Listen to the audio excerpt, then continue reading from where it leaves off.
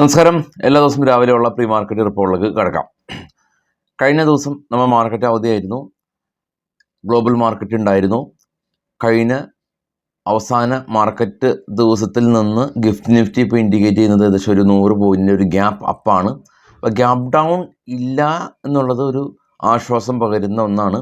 100 പോയിൻറ്റിൻ്റെ അതേപോലെ gap up കിട്ടണമെന്ന് യാതൊരു നിർബന്ധമില്ല. അതൊരു 50 മുതൽ 100 ആവാം, അതല്ലെങ്കിൽ അതിൽ താഴെ ആവാം. പക്ഷേ ഗ്യാപ്പ് ഡൗൺ ഇല്ല എന്നുള്ളതാണ് പ്രത്യേകത. കാരണം നമ്മുടെ മാർക്കറ്റ് കഴിഞ്ഞ 7 ദിവസമായിട്ട് കണ്ടിന്യൂസ് റെഡായിരുന്നു. കഴിഞ്ഞ 20 മാസം ഇങ്ങനത്തെ ഒരു സാഹചര്യം ഉണ്ടായിരുന്നില്ല നിഫ്റ്റിയിൽ. തുടർച്ചയായ 7 ദിവസം റെഡാവുക.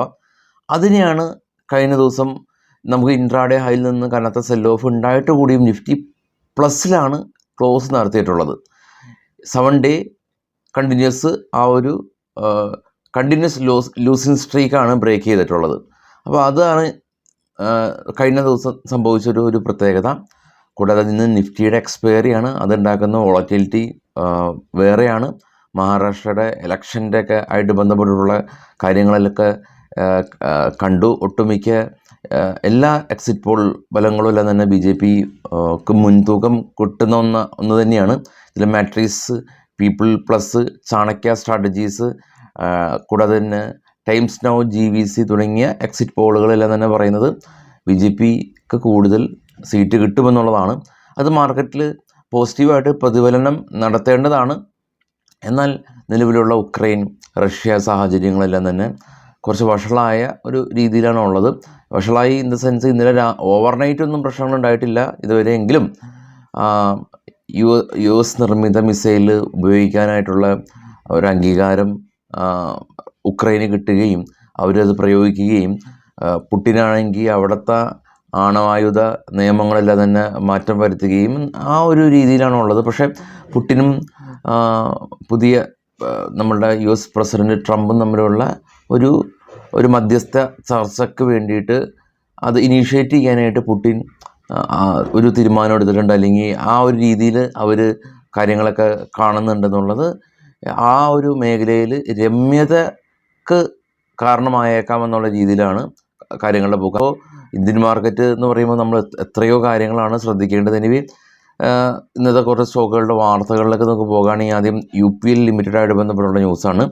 UPL limited alpha wave global എന്ന് പറഞ്ഞൊരു കമ്പനിയായിട്ട് ജോയിൻറ്റ് വെഞ്ചറായിട്ട് $350 മില്യൺ ഇൻവെസ്റ്റ് ചെയ്യാനായിട്ട് തീരുമാനമെടുത്തിട്ടുണ്ട്.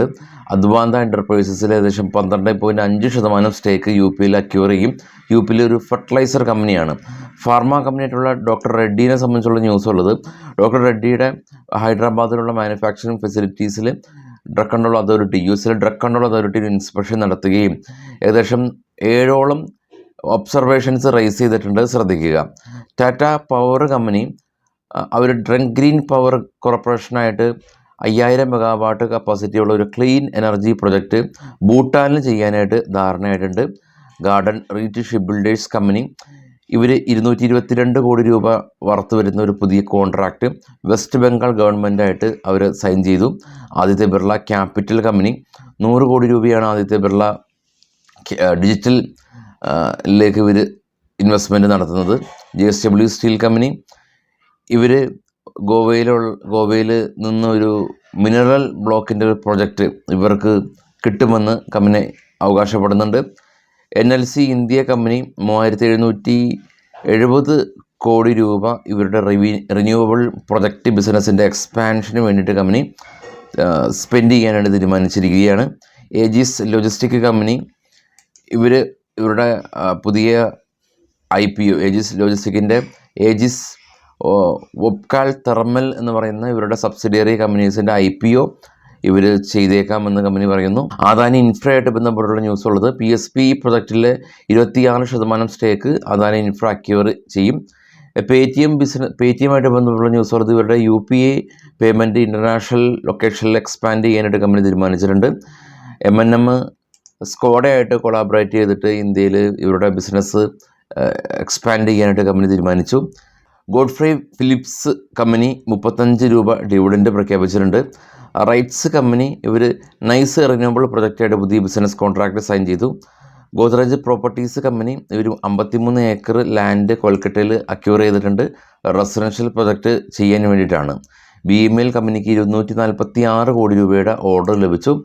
ഇനി ഗ്ലോബൽ മാർക്കറ്റ് ഒന്ന് നോക്കാം. ഏറ്റവും ടോപ്പിൽ ബിറ്റ്കോയിൻ ബ്രേക്കൗട്ട് നടത്തി 94,000, ബ്രന്റ് ഓയിൽ 73, തൊട്ട് താഴെ gold $2,654 per ounce. India VIX ഇപ്പോൾ നിൽക്കുന്നത് 15.6 ഡോ ഫ്യൂച്ചർ ഫ്ലാറ്റാണ്. ജപ്പാൻ മാർക്കറ്റ് റെഡാണ്. ഓസ്ട്രേലിയ ഫ്ലാറ്റാണ്. കൊറിയ ഫ്ലാറ്റാണ്. ചൈന ഫ്ലാറ്റാണ്. ഇന്നലെ ക്ലോസ് ആയ European market 3, German, UK, France മാർക്കറ്റുകൾ സ്ലൈറ്റ്ലി നെഗറ്റീവിലും. ഡോ 159 പോയിൻറ്റിൻ്റെ പ്ലസും. നാസ്ഡാക്ക് ടെക്നോളജി ഇൻഡെക്സ് ഫ്ലാറ്റായ രീതിയിലും വ്യാപാരം അവസാനിപ്പിച്ചു. ഇൻഫോസിസും വിപ്രോയും HDFC ബാങ്കും US മാർക്കറ്റിൽ ലിസ്റ്റ് ചെയ്ത കമ്പനികളിൽ പോസിറ്റീവായിട്ട് ക്ലോസ് ചെയ്യാൻ സാധിച്ചു. ICICI ബാങ്ക് യുഎസിലും ഡോക്ടർ റെഡ്ഡി യുഎസിലും ഫ്ലാറ്റായ രീതിയിൽ, നെഗറ്റീവായ രീതിയിൽ വ്യാപാരം അവസാനിപ്പിച്ചു. JDR റിലയൻസും റെഡായിരുന്നു. അപ്പോൾ വൈകിട്ട് 7 മണിക്ക് കാണാം. Thank you all.